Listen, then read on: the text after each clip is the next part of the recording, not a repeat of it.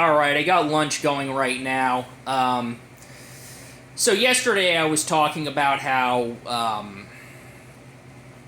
there's an issue where rich people who have power in a capitalist system are able to use their power to deflect responsibility onto, to engage in bad behavior and then blame the people who suffer as a result for the consequences of that bad behavior.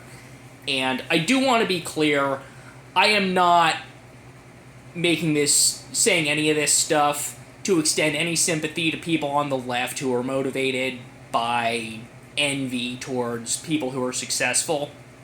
I have no respect for those people, and I do think that the pro-social aspects of the incentives created by the profit motive under capitalism are a good thing. They are a valid reason to support capitalism.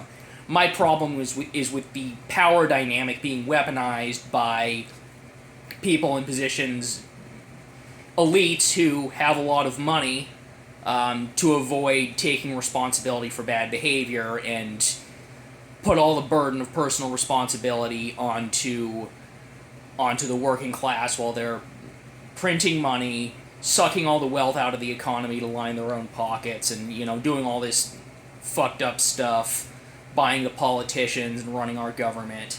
But something else that's been pissing me off a lot lately is the fact that our political class thinks it's acceptable for charges of hate speech and the cultural stigmas that exist around hate speech to be weaponized in order to suppress criticism or critiques of behavior by the elites that they don't like. And, the most obvious example is the fact that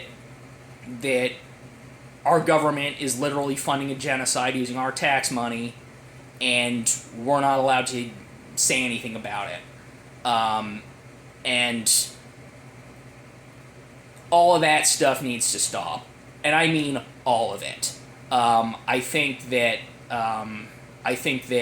it's completely unacceptable to be trying to suppress freedom of speech when we're actually talking about political corruption, and it needs to stop.